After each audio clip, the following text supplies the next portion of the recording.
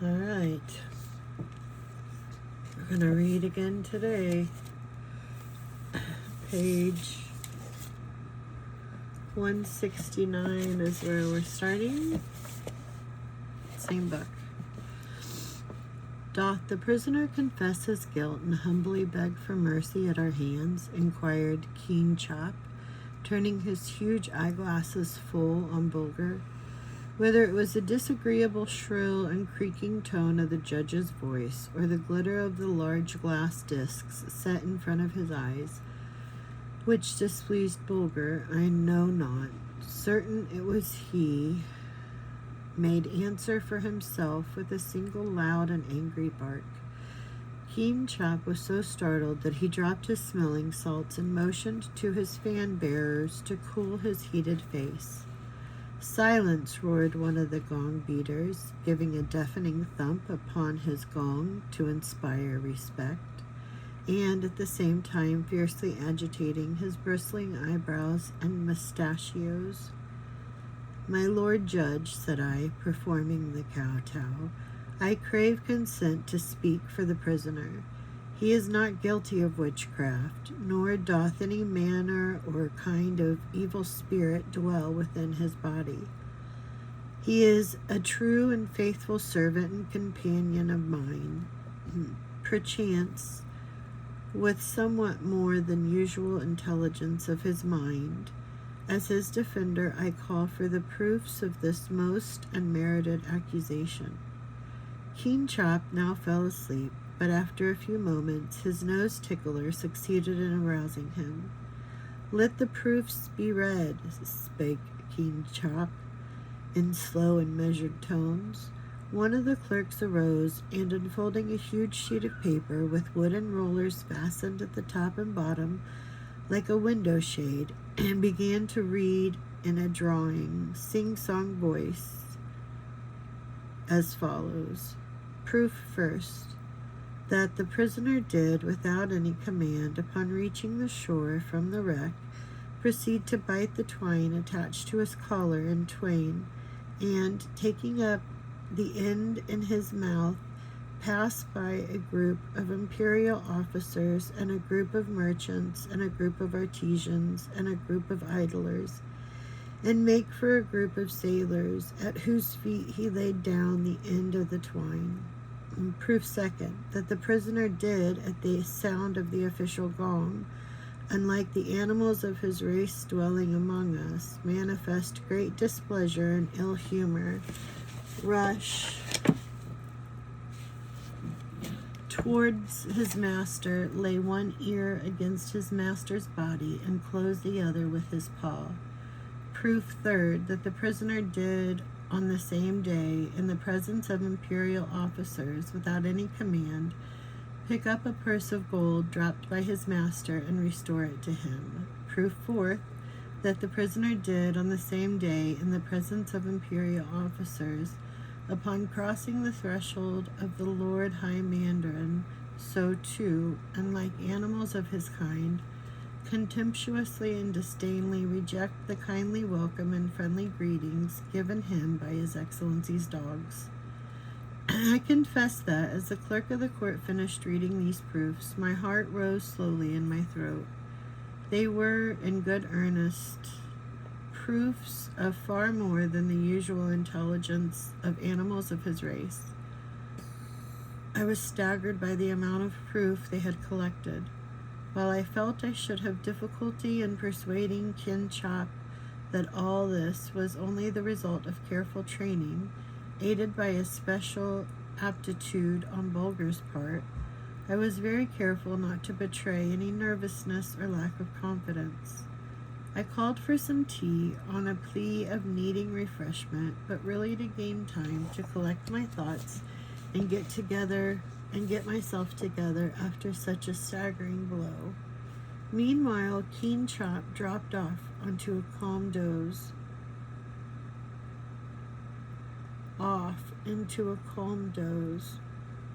I finished my tea and sat waiting patiently for the nose ticklers to arouse him. When I saw that Keen Chop was wide awake again, I arose with great dignity.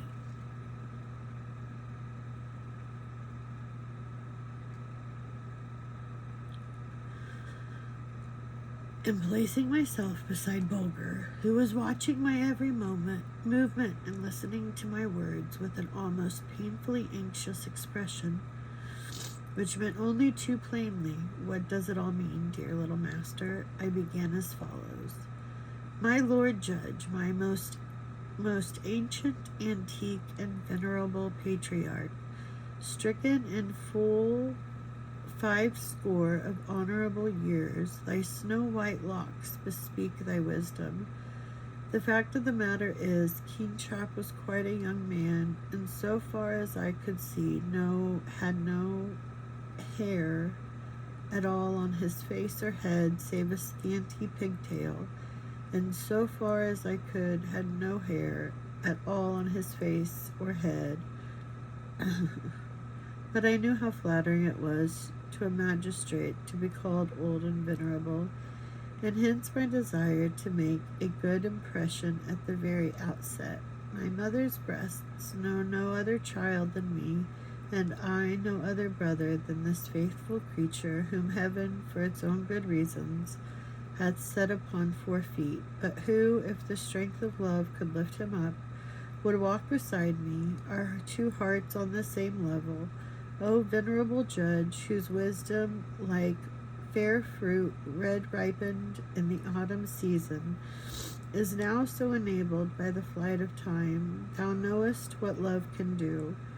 Thou knowest full well how it can so steel the thin beak of the mother bird that the merciless talons of the hawk have no terror for her. Thou knowest better than this poor bit of humanity which now pleads before thee that man's spear hath not point sharp enough to drive the bear of her cub. Thou knowest how the timorous sparrow, to shield her nestlings, will face the viper's horrid crest, forked tongue, and stony eye. And what shall I say of this faithful creature's race, when lived there one of his kind that was known to desert a poor and humble master for a richer one, or to refuse forgiveness for a rash and undeserved blow? Where else can human hearts invest their love and draw such as sure rates as here? We were babes together. The same sunbeams that danced a welcome on my awakening into life found him too just arrived. Of quicker growth, he was his brother's keeper. I gave him all my love, for no other playmate was there to share it. I planted better than I knew, for on the thankful soil of his true heart, that love of mine struck deep and vigorous root, that it gave of its strength and power to his brain.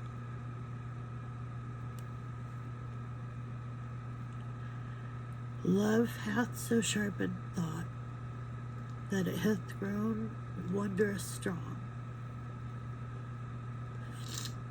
The spirit thou callest evil is, as learn to know, a reasoning being, and although it may go upon 4 feet and whine and yelp and growl and bark, this is but the mask it wears.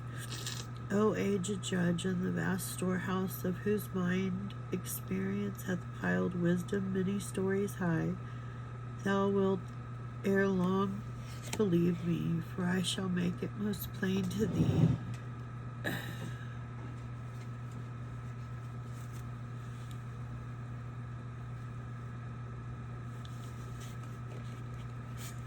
For I shall make it most plain to thee that this faithful, loving animal is not gifted with the mysterious power of reason.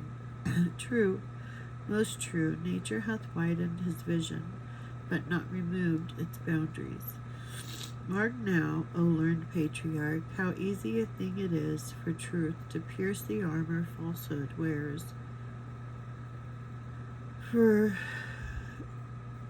gird she ne'er so tightly, there are always some joints that will not come together. If my poor weak mind be not strong enough to brush away the so-called proofs of this evil spirit, then let me be withered by the flame of thy indignation. This creature loves me, not the vigor of 10,000 human hearts, blent in one, could yield a warmer love than his for me. And yet behold how short a vision it is.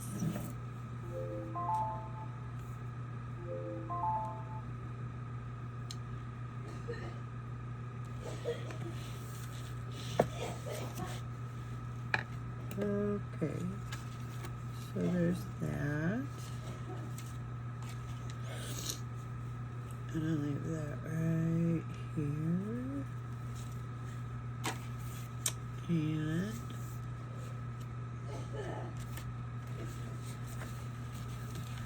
quit procrastinating on anything and everything. Time wasted is just that, wasted. Avoid distractions and the noise around me. Block it out. The art of continuous self-love through food, through water intake, through intentional meditation and thought. Something inside of me is superior to circumstance. Is it kind? Is it true? Does it reflect my authentic self? Focus more on money and its education. Focus more on self-discipline. See the sun, honor the moon. Forward momentum. The path out of hell is through misery. Honor my journey. We are slaves to our own incessant urges to escape the present moment. Meditate, walk, journal, stretch, love animals, leave life to wander all it needs. Less stress, more fairy tale. Work on bettering the love I show my body through the food and beverage I put in it. With money, it's not what you make, but what you keep. Focus. Lose any ties to victim mentality. Continue to help yourself.